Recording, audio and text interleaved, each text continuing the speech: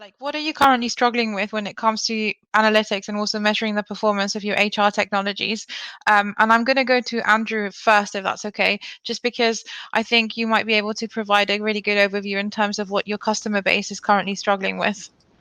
Yeah, so the headline kind of comment I would come out with, we see people measuring the wrong things all the time. So it's really important that we measure metrics that matter and we're not measuring vanity metrics. So just let's put that into context a little bit. Lots of different agendas at play. So let's say for an example, the organisation has rolled out a platform, they need to show success. So how do you do that? Well, I've got to measure logins. And then maybe you've got a new learning management platform and you need to measure the number of times a video has been watched or something. The other factor to bear in mind there is you've then got multiple platforms you might be using. So if you've not gone down the best of breed route, you might have different technologies, all measure things in different ways, all produce dashboards in different ways, all have different levels of configurability. So then you've got this massive disconnect amongst all these applications. The other thing to bear in mind as well is the vendors of those applications sometimes don't want to report on some of the information you might actually want to find out about how useful the application is, because it might not be as useful as they portray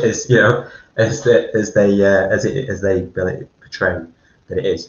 So it's really important that the metrics that are measured tie back to business outcomes. There's a couple of examples that I'll give you here.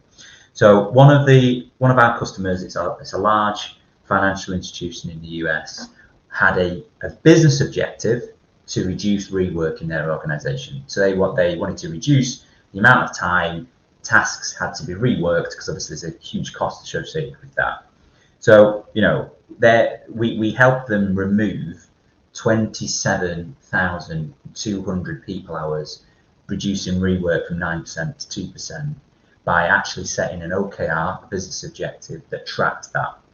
So what lots of platforms will do is it'll tell you the number of logons, it will tell you the amount of time a piece of content's been searched, the amount of time someone spent on a particular application, but it won't necessarily track a business objective linked to a business outcome.